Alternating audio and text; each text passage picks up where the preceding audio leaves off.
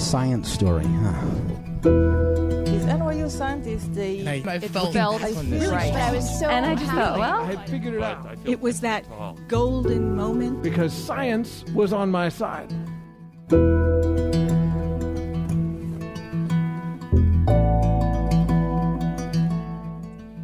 Hey everybody, welcome to the Story Collider, where we bring you true personal stories about science. I'm your host, Erin Barker, and this week we're presenting stories about making new friends. Over the course of 2018, of course, Story Collider has made a lot of new friends. We've been proud to host nearly 300 storytellers on our stages this year in 59 shows all across the country, Canada, the UK, and New Zealand. Oh, and of course, Berlin, Germany. Almost forgot. Thank you so much to everyone who has shared their stories with us, and thank you to the thousands of folks who've attended our shows and who've listened to the stories on the podcast for listening and bearing witness and laughing and crying as necessary. We really appreciate it. And so now, of course, we have 2 more stories for you this week about unexpected friendships. Our first story is from Seth Cottrell. It was originally produced for a show in partnership with Springer Nature at the Joint Mathematics meeting in January 2018. But this version was recorded in May 2018 at the Lyric Hyperion in Los Angeles. The theme that night was Insights. So, a few years ago, I found myself in the middle of the desert, desperately trying to answer the simplest question anybody had ever asked me. The guy asking the question, he had these long dreadlocks, and he was wearing an old beat-up T-shirt and nothing else. And his question was, why? Now, listen, I know exactly what you're thinking. It's a really good question. Now, at the time, I couldn't answer it immediately. I was a little, I'll say I was distracted. But what I'd like to do tonight is maybe put that question in a little bit of context and take another running leap at answering it again. Now, if you've ever heard of Schrodinger's cat or spooky action at a distance or entanglement, any of the really weird stuff from quantum mechanics, that's what I do, and it's a lot of fun. I'm a quantum information theorist, and I got started down this dark and treacherous road because one of my deepest passions all my life has been finding somebody who's an expert or just knows more than I do about whatever, and just pelting them with questions. My dentist is, well, the dentist who still returns my phone calls is a saint. Now, when I was in high school, I figured that all expertises were kind of equivalent. So when one of my school counselors asked if I'd like to join her and a group of students for a spirit vision, I said, I got a lot of questions. So she claimed that you could enter a meditative trance and then you could talk to, well, just about anything. And whales and wolves would be able to answer your questions about the universe at large. Now, the first claim turned out to be pretty true. You really can enter these states of mind where you feel like you're talking to dogs and whatnot. The second claim turned out to be just totally false. I mean, Coyote never knew anything that I didn't know, and I mean basic stuff like what's for lunch or where did I lose my keys? I mean, nothing at all. So when I was a little disillusioned after that. So when I started hearing about all of the crazy predictions of modern physics, you know, if something goes fast, it shrinks, and particles can be in multiple places at the same time, I was a little incredulous. But it turns out that physics is a little bit different from spirit visions. You can keep asking questions, and if you're asking a physicist, and they're even decently responsible about it, they'll never say things like, you must search within yourself or trust me. They'll say, well, listen, just try it yourself. And that is too damn tempting to pass up. Now, many of you may realize this already. It turns out that one of the difficulties of physics is you got to learn how to speak math. At least at first, that's a difficulty. You see, math is how our mental reach can exceed its grasp. It's how we can take lots of tiny little insignificant things and build them up into something that's so profound it doesn't fit into our heads all at once. So So I studied math, obviously. And studying math ended up landing me in New York, where I met my extremely New York friend, Spencer. Now, he and I shared an office together, and we learned math for a couple of years, and so naturally, we got to be pretty close. And so when he was invited to Burning Man, it just made sense that he would invite his most California friend to come along. Now, I cannot begin to describe how massively unprepared we were. I mean, I knew that it was in the desert and there were some hippies, and that story from a minute ago about spirit animals might go over well. And while that is not untrue, it's really not a complete picture at all. I mean, when we were driving out, Spencer kept leaning his head out the window and smelling the air and saying, you know, it smells like flowers and sugar out here. And there is nothing. I mean, it is a salt flat. There is just nothing at all. And I'm smelling exactly that, nothing. And it suddenly occurs to me that I'm pretty sure what he was smelling was, for the first time in a long time, was not New York.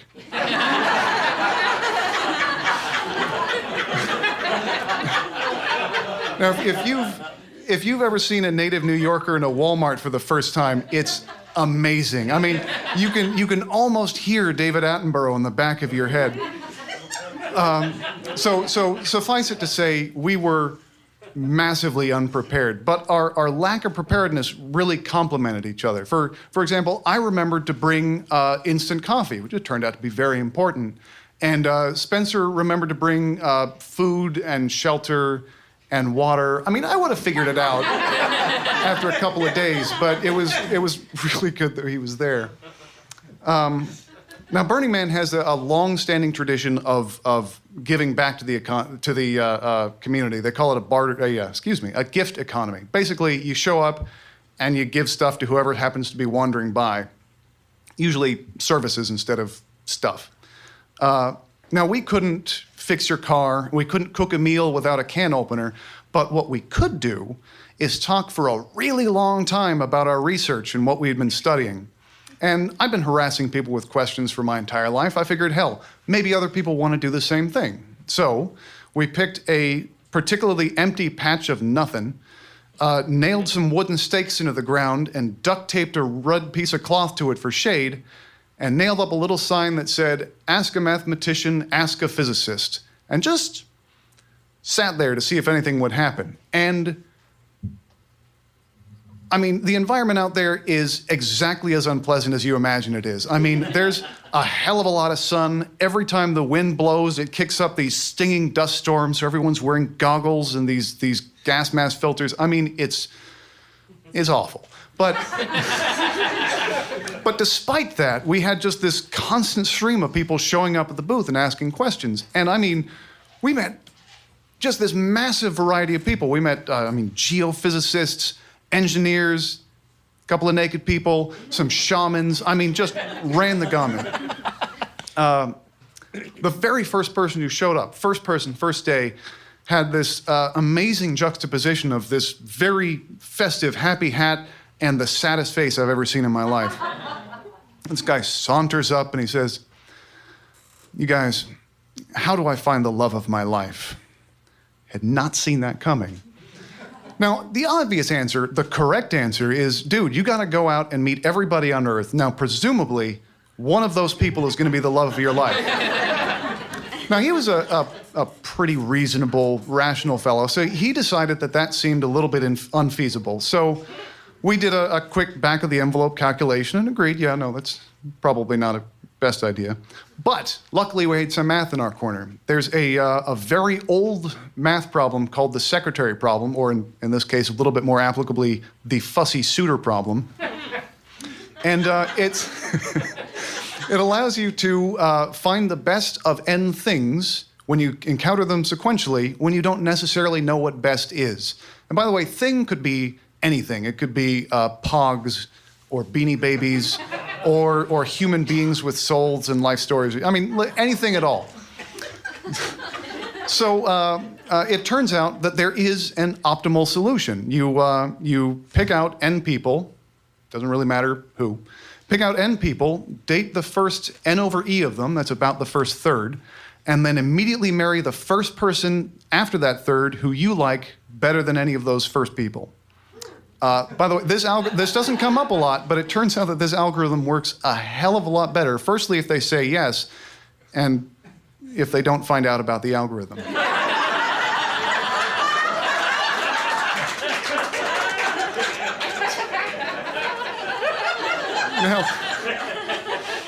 Now, the thing is, this is not an ideal solution. It is merely the optimal solution. It works about a third of the time. So I thought this was kind of a disappointing answer. I expected him to be like, okay, and just wander off. But he just lit up. And I guess it's nice to know that the problems you have, other people have been thinking about them for hundreds of years and have come up with terrible answers. But they're still answers, and it warms your heart. We had some questions we found have been haunting people for just decades. I mean, keeping them up at night and driving wedges into their marriages and turning bar bets violent. One woman came riding by on her bike, and when she saw the sign over the booth, she was so excited she got off of her bike without slowing down. She ran up and sat down with us before the bike even fell over. And she just slides to a halt and just freezes. She gets her thoughts together and she goes, okay. If the universe exploded out of a pinhead, why can we still see light from the Big Bang? This is a profound question. It was a good question. So the light she's talking about is the cosmic microwave background. It's this kind of dull glow that's coming at us from every direction all the time. And her friends have been giving her shit about this for years and making fun of her and like, it's established science, you just don't get it, get smarter. And, but she had a solid logical point. Her thinking was this: if light is the fastest thing in the universe, then if everything exploded out of a pinhead, then the matter in the universe right now should form kind of a ball, and us and our sun and whatever we can see is kind of floating around in there somewhere. And the light, the initial light, should be forming a shell around that and moving out. It's moving away from us. We shouldn't be able to see it. Solid reasoning. Well, it turns out that the resolution to this is the Big Bang didn't happen in some particular place. It happened everywhere. And that expansion isn't because things are flying away from an explosion. It's because the space itself is expanding, which is freaky enough. Now, that's a lot harder to convey than bang. And unfortunately for you, but fortunately for us, we had a bunch of dirt on the ground and some sticks. We could draw pictures and diagrams and debate it for a while. And once she had a solid grip on the idea, she was so excited. I mean, she was ecstatic. She immediately started making lists of all the I told you so's she was going to be doling out. And she gets on her bike and rides off.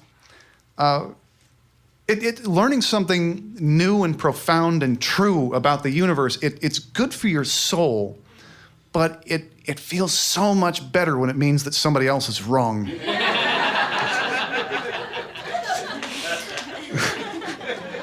I mean, honestly, that's why half of people go into physics, is just so they can win bar bets. A couple of years ago, we had a psychic come up to the booth, and I mean the whole 9-yard psychic. I mean, she was the kind of person you could see her coming from a mile away, and somehow you just know she was psychic. I mean, she had the scarves and the bangles and the little eyeball tattoos all over the place. I mean, super psychic. And came up and she said, listen, how do vibrations heal people? I said, I'm glad you asked. You can use a sonogram to look inside of people and see what's wrong. And there's some procedures for pulverizing kidney stones without surgery using sound. Now, you're a California crowd, so you're probably already aware that she did not mean sound. She meant vibrations in the good vibes sense. And of course, I didn't mean healing energy when I was talking about sound. But the thing is, we got to sit down and have a conversation. It was actually really nice. She got to learn a little bit about sound, and who's that going to hurt? And I got to learn a little bit about crystal healing, which is shockingly involved. She had 12 rings For those of you who understand the pigeonhole principle, you know why that's funny. She had 12 rings with 12 different stones on them that all did something very specific that I can't begin to reconstruct for you right now.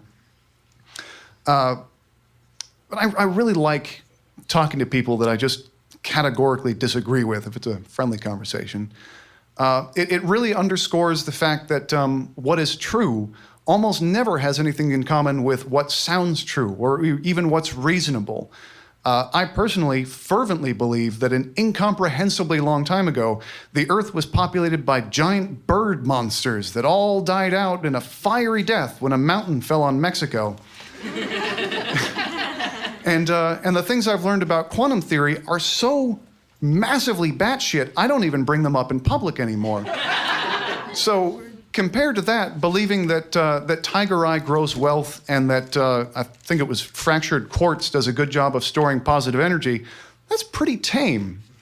So when a conversation starts to swerve vibrational, so to speak, it's nice to be able to say, well, here's an experiment that demonstrates such and here's the thinking behind this. In other words, try it yourself. So to actually circle back to my naked friend's question, why?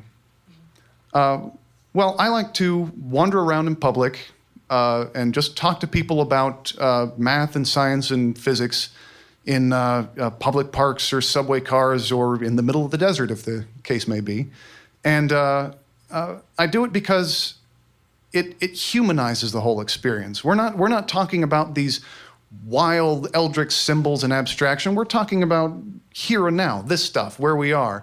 And it's not information being handed down from on high. It's a bunch of people, regular people, walking around arguing with each other about this big, crazy world. Now, all of us have questions. Most of us feel a little bit embarrassed to ask them because we always feel like we're going to be stupid. But the people around you have questions, and you have questions, and you may as well turn to them. I mean, not right now, but you may as well turn to them and ask. And even if you don't know the answers, hell, you're talking about them. And that's pretty nice. But don't trust me. Try it yourself. Thank you for listening.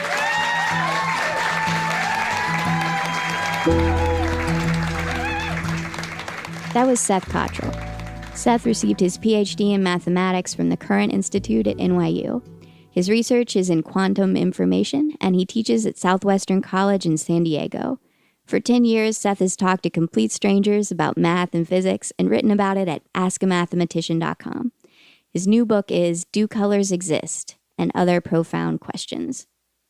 Before we move on to our next story, I also want to thank the new friends that Story Collider had the opportunity to produce shows in partnership with this year, including but not limited to Denison University, Cambridge University, Math for America, Fermilab, the University of Connecticut, Iowa State University, Memorial Sloan Kettering, ASLO, Rockefeller Sci-Out Conference, the University of Manchester, Insight, and SACNAS, the Society for the Advancement of Chicanos, Hispanics, and Native Americans in Science. Thank you so much. We loved working with all of you and getting to know your storytellers. And as we used to say in the Girl Scouts back in the day, make new friends and keep the old. One is silver and the other gold. It's true and it rhymes. So I feel like it's important to point out that we've also enjoyed our continued partnerships with our old friends, folks such as Springer Nature, Boise State University, the American Geophysical Union. Thank you so much for these ongoing relationships that we've been so happy to have with all of you. We have loved getting to hear your stories. So here's to these friends and to making more new friends in 2019. Just imagine the chorus of Auld Lang Syne playing in the background right now. Our next story today is from Joseph Mendelson. It was recorded in June 2018 at the Highland Inn and Ballroom in Atlanta. The theme that night was shake-ups.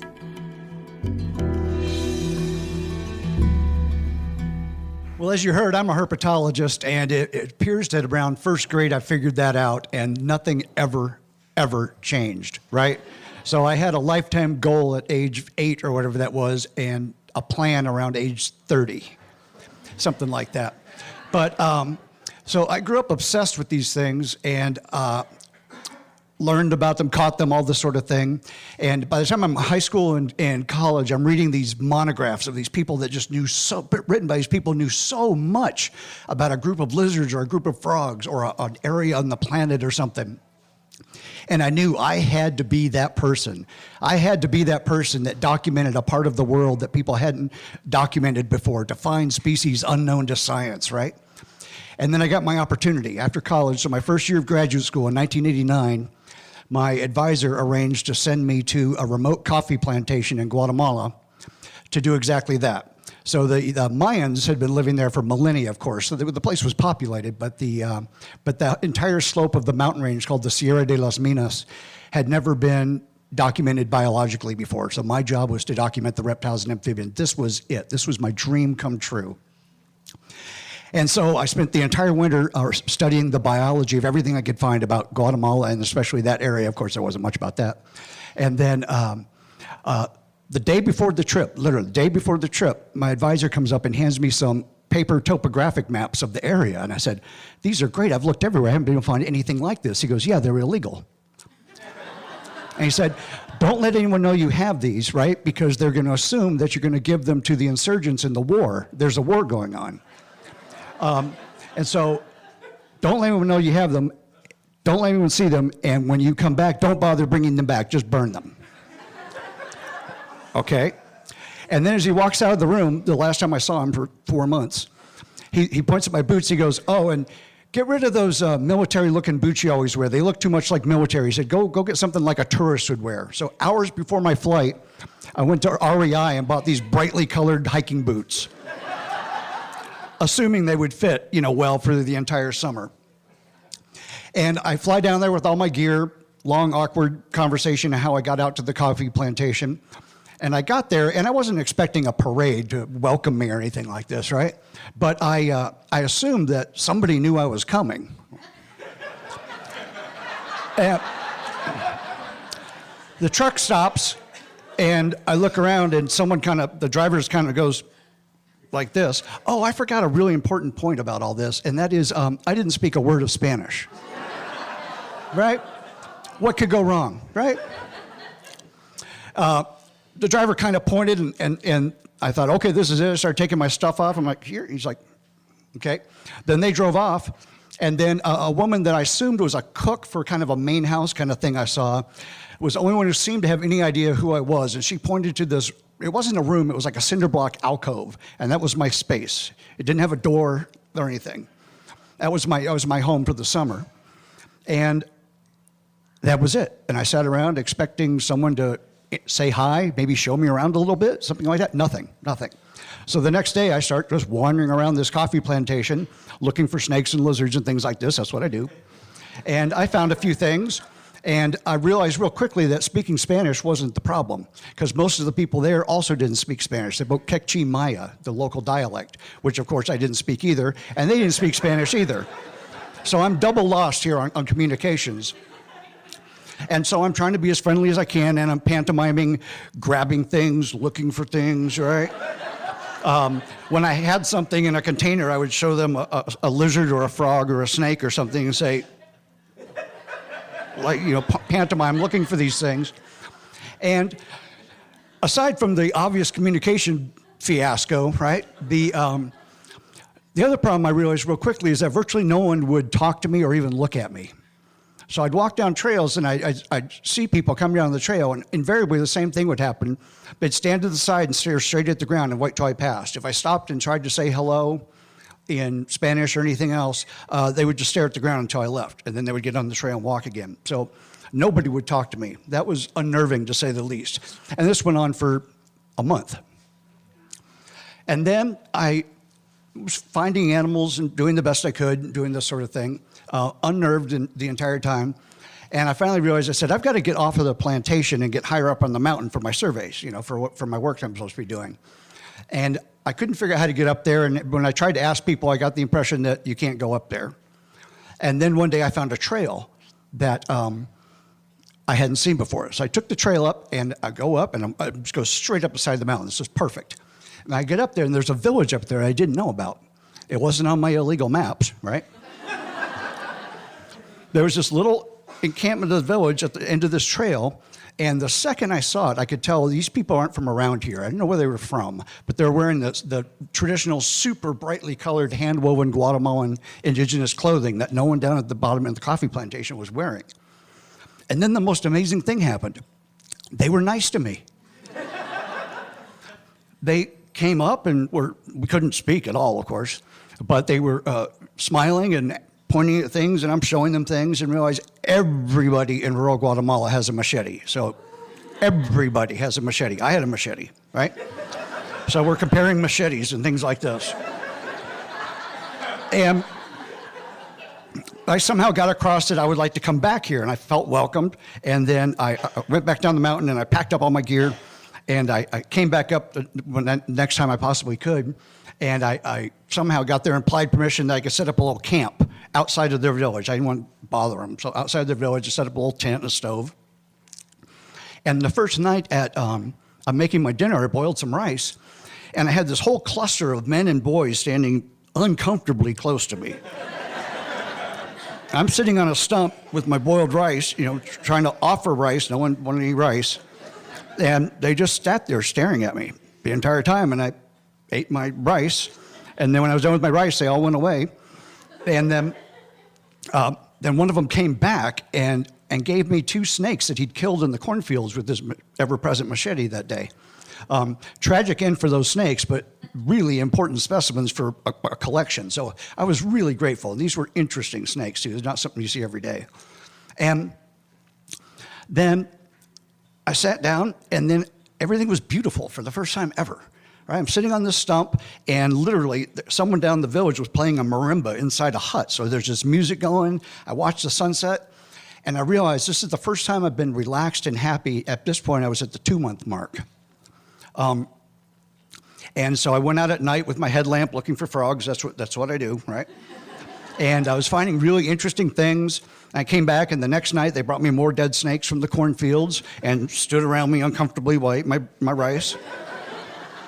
And then I'd run out of food, so I had to go back down. So I go back down the mountain. I left all my camping gear up there, assuming that it would be okay.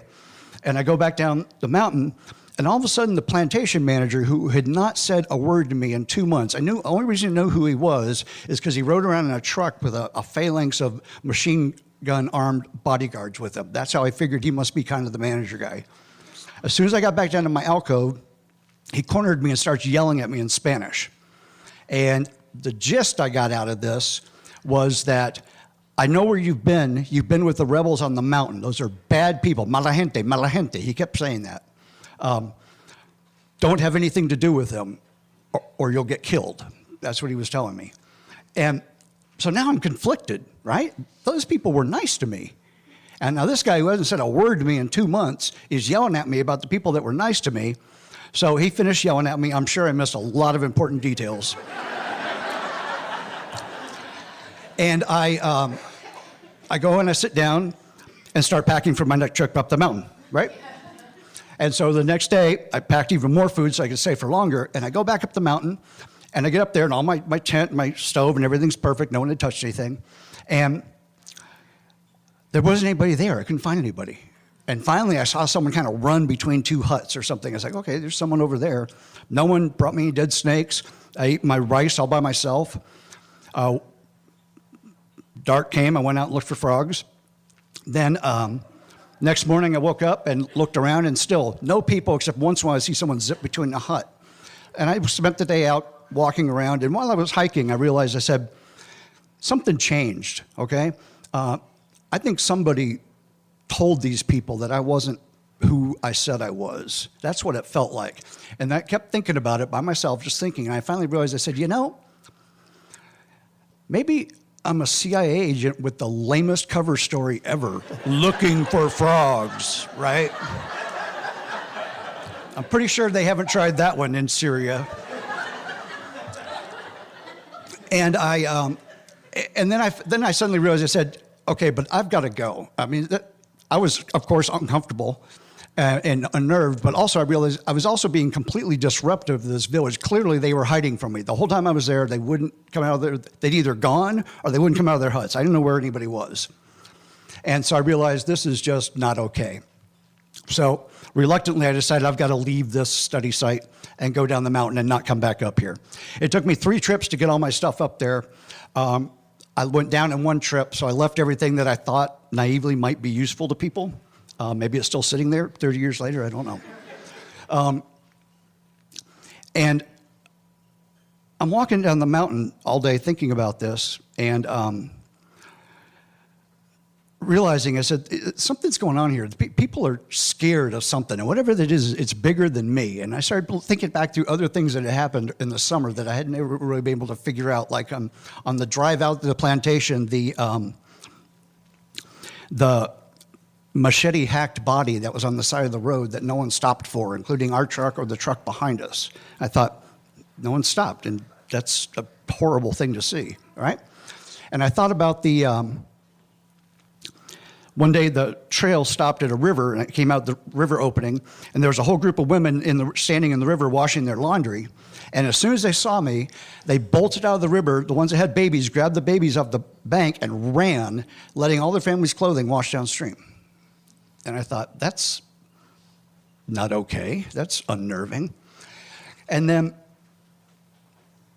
while I'm thinking about this, and I'm still very close to the village, I decided it was too late to try to make it down the mountain. So I'm going to spend one more night there, and I'm definitely leaving the next morning. So I'm still trying to figure out where the village is on my illegal map, right? And so I go up into the cloud forest, and I'm trying to look out and get my view on this big lake that I thought I might be able to see. If I could see the lake, then I could draw an angle and figure out where it was on the mountain. And so I climb up on this big, huge fallen tree, trying to look out through the foliage. And while I'm looking, the rotting bark on this tree sloughed off of the trunk, and I fell, a really, really bad fall. And I fell down, and I'm laying in the leaf litter, doing a mental check, see kind of what's broken. And amazingly, as far as I can tell, nothing was broken. And I thought, but I had a machete in my hand, and I don't know where it is right now. And so I sat up slowly and looked around. I found my machete, and when I went to pick it up, this big gash in my hand, my entire knuckle bone popped out of my hand.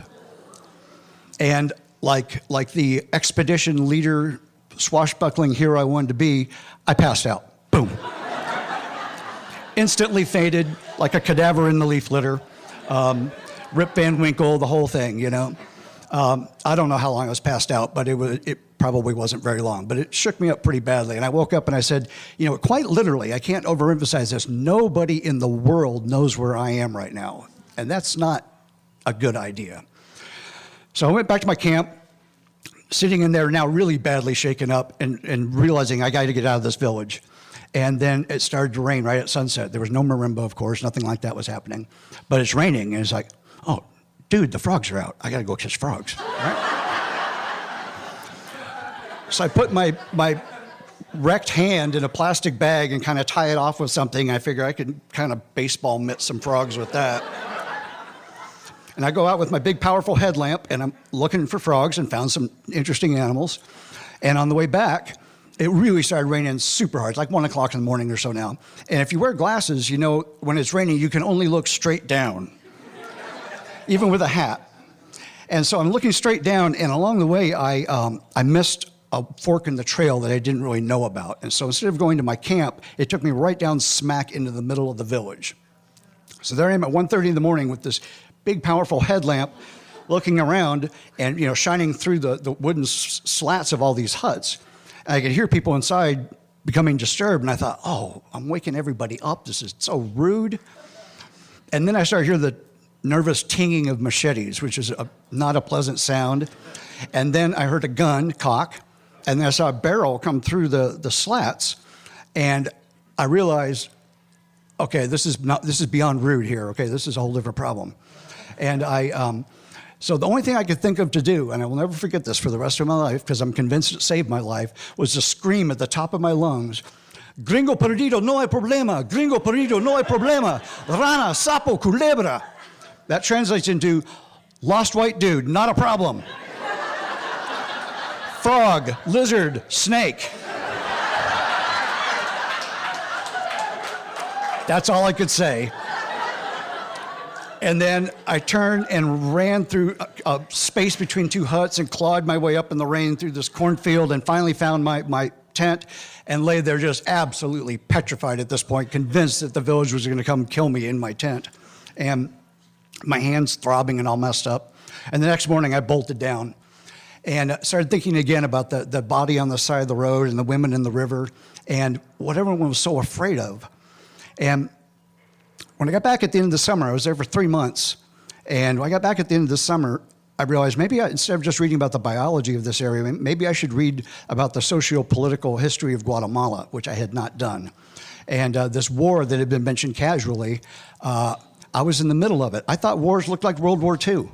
Where's the tanks? Where's the front line? No, I didn't know what genocide looks like, and I was in the middle of it the entire time. And so I got my herpetological expedition. I got my adventure. I got everything I asked for, but I also learned a whole hell of a lot more than I bargained for on that trip. And so I'm Gringo Perdido. Nice to meet you.